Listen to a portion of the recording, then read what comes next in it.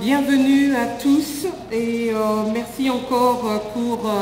ce voyage au cœur d'Haïti qu'a constitué les lundis, mardis, mercredis, jeudis, puisque je repars aujourd'hui sur New York. L'objectif de ma visite au cœur d'Haïti a été de consulter toutes les personnalités que constitue la nation haïtienne, depuis les autorités politiques, les autorités parlementaires, les organisations de la société civile dans toutes leurs composantes, droits de l'homme, protection des enfants, protection des femmes, mais également ce que je vais dire, c'est aussi de protéger toute la question relative aux personnes qui se sentent exclues et se sentent les laissées pour compte, et notamment les personnes à handicap, puisque j'ai aussi rencontré des gens avec mobilité réduite et j'ai aussi rencontré des personnes qui ne voyaient pas. Donc, juste pour vous donner une idée de qui j'ai rencontré aussi les partenaires de la communauté internationale, j'ai rencontré les agences des fonds et programmes des Nations Unies, et j'ai rencontré aussi les personnes qui vivent très loin de Port-au-Prince, puisque j'ai voyagé et je suis allée à Jérémie. Et là, ce qui est important de mentionner, c'est que toutes ces personnes que j'ai rencontrées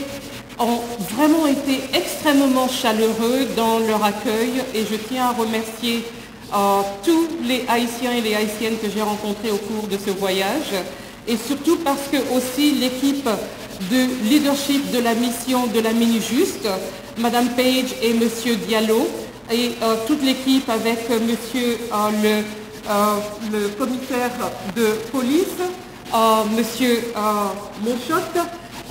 tout le monde a vraiment organisé les choses de telle manière que ça s'est extrêmement bien passé, aussi bien à Port-au-Prince qu'à Jérémie. Donc ça m'a permis de pouvoir parler avec tout le monde du mandat de la mission des Nations Unies d'appui à la justice pour Haïti. Et là, ce qui est important, c'est de noter que justice, c'est au cœur du nom de cette mission. Et cette mission, elle a succédé à la MINUSTAH, et elle a pu succéder à la MINUSTAH parce qu'il y a eu la stabilité et la sécurité qui a été assurée avec les militaires, avec la police. Et maintenant, dans cette nouvelle acception et forme de la mission, c'est la police des Nations Unies qui accompagne la police haïtienne, de manière à ce que la police haïtienne continue d'être professionnelle, continue d'être soucieux des droits de l'homme, et permettre, dans une période qui va être aux environs du printemps 2020, de pouvoir vraiment assurer la relève et d'avoir la sécurité totale, la prise en charge de la sécurité de la nation. Donc ça, c'est quelque chose qui est extrêmement important et que je pense important de partager avec vous. Aussi, s'il y a une chose qui s'est très bien passée dans l'écoute que j'ai faite, c'est que tout le monde, depuis le président de la République, le Premier ministre, les ministres et tous les acteurs que j'ai mentionnés, que j'ai rencontrés, ont tous fait état de leur frustration, je dois dire, et de leur désir de voir un changement profond en ce qui concerne la justice haïtienne. Et ça a été un consensus général, puisque tout le monde s'accorde à crier et à décrier le mal-être, le malaise, les dysfonctionnements de la justice haïtienne. Alors, est-ce qu'on doit rester au niveau juste de décrier, au niveau du diagnostic? Tout le monde est d'accord pour dire que la justice est un grand malade, mais au-delà de dire que c'est un grand malade, quelles sont les actions et les interventions qu'il faut faire pour arriver à faire en sorte que tout le monde puisse retrouver une confiance dans la justice du pays, puisque l'on sait qu'avoir une justice qui fonctionne, des justiciables qui croient dans leur système, dans toute la conception de la chaîne pénale, cela veut dire que les citoyens se sentent protégés, les citoyens peuvent réclamer leurs droits, et cela veut aussi dire que le climat des affaires est meilleur et que les investissements peuvent venir dans le pays. Et comme le pays a souscrit aux objectifs durables du développement pour les années 2030, et le pays, dans sa vision, veut être émergent aux environs de 2030, c'est très clair que sans un état de droit, sans une justice correcte qui fonctionne, sans la prise en compte des droits de l'homme, et pour dire, beaucoup de personnes m'ont corrigé en disant les droits de l'homme c'est très bien, mais plutôt parler des droits de la personne. Donc je veux aussi répercuter ça dans ce message. Donc les droits de la personne, parce qu'à ce moment-là tout le monde se sent inclus, et comme on sait, dans l'approche des droits humains, c'est de faire en sorte que nul ne se sente exclu, marginalisé et discriminé dans son être, dans son respect et dans sa dignité. Et par rapport à cela, ce que j'ai aussi vu, c'est que la prison à Jérémie a été un moment où vraiment j'ai été choquée, j'ai été absolument peinée de voir les conditions non seulement des personnes qui sont incarcérées, mais aussi les personnes qui travaillent au quotidien pour les personnes qui sont incarcérées. Et très clairement, toute la question de l'administration pénitentiaire, du département de l'administration pénitentiaire, ils ont des besoins pour eux-mêmes, et ils ont aussi des besoins pour pouvoir être à même de prendre en charge correctement les prisonniers. Et là, la surcharge de la population dans la prison de Jérémie, et lorsque j'ai dit que j'étais choquée, les gens m'ont dit mais attendez, ce que vous avez vu, c'est déjà une amélioration. Alors là, véritablement, je me suis dit, si ça c'est une amélioration, alors quid des autres prisons? Et là, on m'a dit, vous n'avez pas vu la prison de Port-au-Prince. Et finalement, je n'ai même pas pu faire le tour complet et de m'arrêter devant les cellules où il y a les hommes, les cellules où il y a les femmes, les cellules où il y a aussi les enfants. Parce que de regarder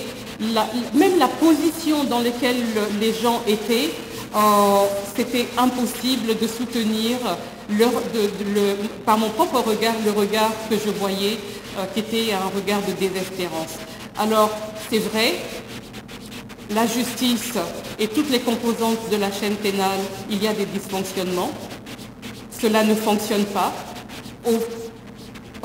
Cela ne fonctionne pas dans le contexte de ce que les citoyens attendent. Il y a une volonté politique qui doit être manifestée pour que la mission des Nations Unies d'appui au secteur de la justice puisse, dans les 2 ans qui viennent, travailler aux côtés de la nation haïtienne, des autorités haïtiennes, et pas l'inverse. Et c'est important que je martèle ce message parce que beaucoup d'interlocuteurs m'ont demandé « Mais qu'est-ce que la Minujuste va faire pour nous ?» Et j'ai dit « Qu'est-ce que la Minujuste peut faire pour appuyer les initiatives des Haïtiens eux-mêmes ?» Parce que ça, c'est le cœur d'un partenariat. Un partenariat, c'est lorsque le pays est en charge et que les partenaires, que ce soit les agences, fonds et programmes du système des Nations Unies, que ce soit les partenaires bi- et multilatéraux, ou que ce soit également la mission elle-même, tout cela ne peut arriver que si le pays lui-même démontre une volonté politique indéfaillible et fait en sorte que les partenaires très clairement voient où sont les priorités. Alors quelles sont les priorités que j'ai entendues?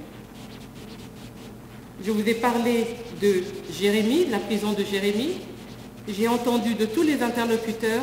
l'un des symptômes visibles de dysfonctionnement de la justice, c'est la surpopulation carcérale, c'est la manière dont les personnes vivent dans ces prisons, c'est leur droit aux services de base. Et là, tout le travail autour de la détention préventive prolongée est une priorité. Ça, c'est ce que j'ai entendu. Mais j'ai aussi entendu, c'est important que tous les acteurs de la chaîne pénale soit rendu responsable et ait le devoir de rendre compte. Et pour cela, pour qu'ils aient le devoir de rendre compte, il faut deux choses. Et ces deux choses, ce que j'ai entendu, c'est beaucoup de gens ont articulé le fait que le ministère de la Justice a un département d'inspection et ils veulent voir des inspections se mener de façon régulière et fréquente pour que tout le monde soit conscient qu'il y a un regard et qu'il y a un devoir de rendre compte et il peut y avoir des sanctions pour ne pas donner tout le professionnalisme qui est nécessaire pour que les citoyens se sentent à l'aise. Mais il y a aussi la CSPJ qui de même aussi a un rôle d'inspectorat vis-à-vis des juges. Et donc là aussi, il y a une demande pour que tout cela soit mis en place de manière à ce que, encore une fois, les gens sentent que quelqu'un les regarde, quelqu'un vient les voir, quelqu'un leur demande des comptes et la société civile et les organisations donc, qui composent cette société civile peuvent aussi contribuer à faire en sorte que tout le monde pense qu'il y a un regard et c'est un regard qui est un droit et c'est un regard qui est aussi un devoir. Donc ça, c'est les deux autres éléments que j'ai entendus. J'ai aussi entendu que c'est important de faire en sorte que la police nationale haïtienne continue d'être soutenue, d'être renforcée, puisse avoir les moyens, parce que beaucoup de personnes ont mentionné le fait que lorsqu'il y a des situations électorales et l'horizon 2019 avec les prochaines élections, c'est là où sera le vrai test de la police haïtienne, puisqu'il n'y aura plus tout le soutien qu'il y a eu dans la période passée avec la MINUSTAH. Et donc, si déjà le professionnalisme de la police a été reconnu par tous, qu'ils se disent, bon, le vrai test, ce sera aux alentours de 2019 pour les prochaines élections électorales. Et là, beaucoup de gens aussi articulé le fait que le Conseil électoral permanent est une nécessité et qu'il faut le travailler maintenant et inclure la loi organique autour de cela pour faire en sorte que les récurrences de violence ou les récurrences de tensions ou de durée prolongée sans gouvernance puissent être minimisées parce que tout cela va être fait au cours de cette période. La chose aussi qui m'a frappée donc, dans l'écoute, c'est que beaucoup de gens ont décrié l'impunité et la corruption. Et dans cela, la justice, de nouveau, joue un rôle fondamental. Et beaucoup de gens ont mentionné que ce serait important que tout le monde dépolitise le secteur de la justice. Et ça, c'est un changement de mentalité. Ça veut dire que les trois branches, l'exécutif, le législatif et le judiciaire, puissent vraiment s'organiser et coopérer dans une acceptation et une entente que le pouvoir judiciaire doit être indépendant, pour que tout le monde sente que c'est vraiment la neutralité et la justice rendue dans une qualité qui n'est pas pénétrée et influencée par le politique. Très bien. Donc voilà un petit peu l'histoire de la journée que j'ai eue au cœur d'Haïti. Et